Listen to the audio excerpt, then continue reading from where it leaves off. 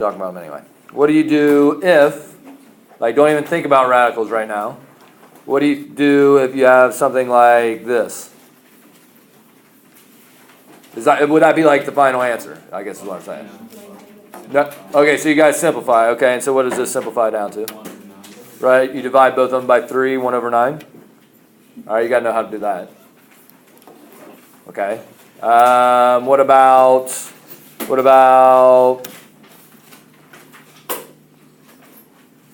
what do you do with something like this? Right, dividing like bases, subtract exponents. Okay, so those things are definitely important. Okay, there's a couple rules. I'm going to start out with these rules, and we're not going to get to them at the very first group of problems. But I do think the first group of problems are worth doing just to kind of keep you on your toes about remembering how to subtract exponents and reduce fractions. But here's a couple of things that we have to keep in mind here. Namely, these two things are equivalent. Okay, so if you had, let's do it this way, whatever the indexes are, if you have this situation, if you want to make it this situation, you can. These two things are interchangeable.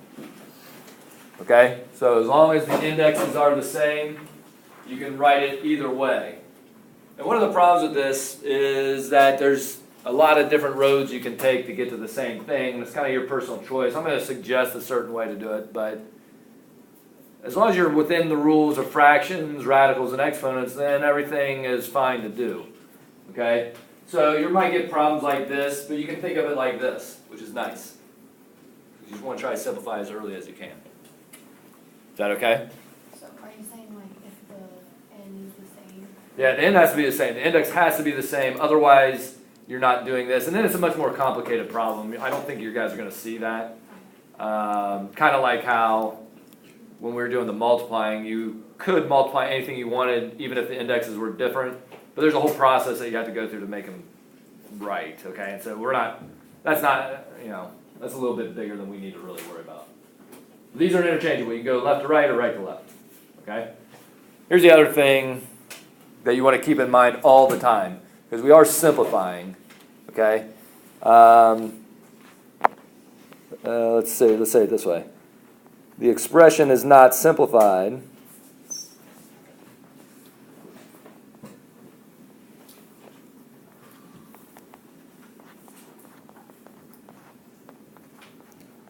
if a radical is in the denominator. Oops.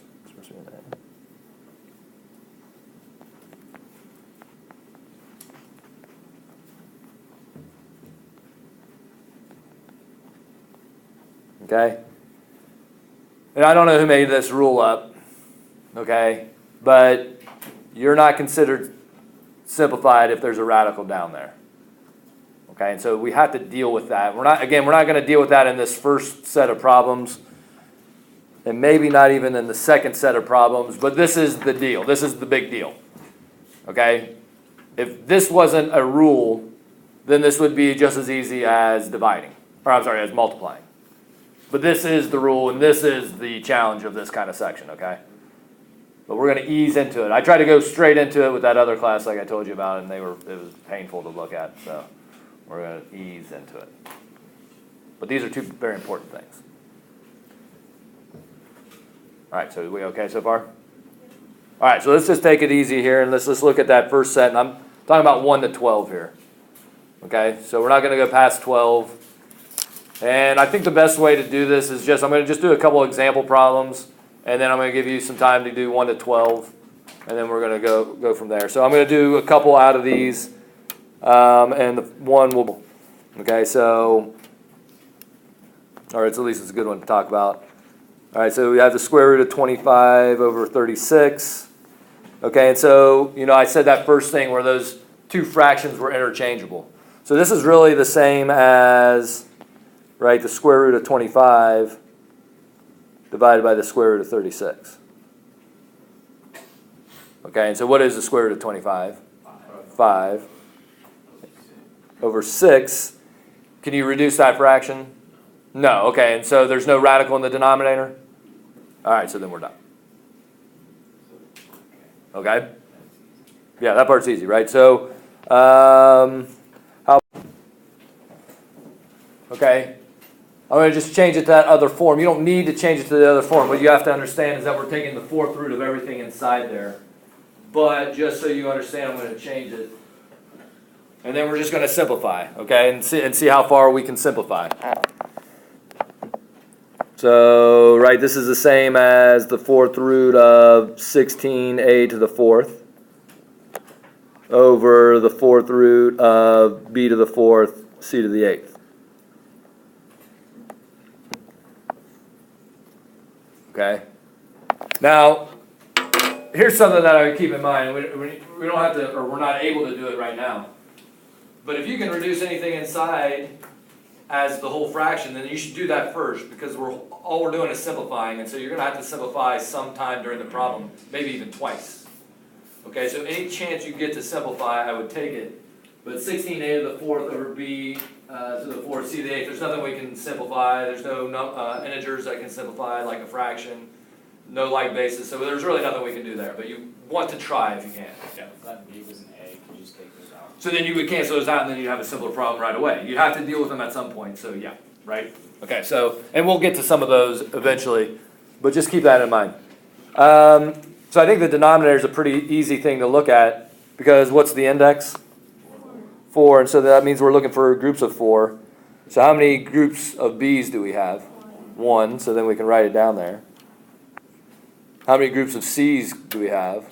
2, so then that's pretty nice. To do 16, right, if you don't know it off the top of your head, then you got to make a factor tree.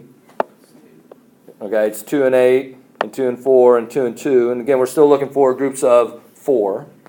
So we have 1, 2, 3, 4 2s. And then there's nothing left over, right? So then that becomes a 2. And then just A. Because there's one group of 4 A's. And now again, you need to check all the time on these, okay? Because if the whole point is to simplify them and you don't simplify them all the way, then you haven't done the whole point. Okay, so always check. I mean, is there anything we can simplify with the 2? All right, is there anything we can simplify with the A, B, or C? Okay, is there a radical in the denominator? All right, so then we're all good. Do we need to do any more from that group, or can we just give them a try? Does anyone want to say one? All right, so then we're doing 1 to 12, okay? And I got the answers. Check as you go. But this isn't that big of a step from the simplifying one or the multiplying one. No, don't do mixed numbers, okay? If you have like, 10. yeah, if you have 10 over 9, then it's 10 over 9, okay?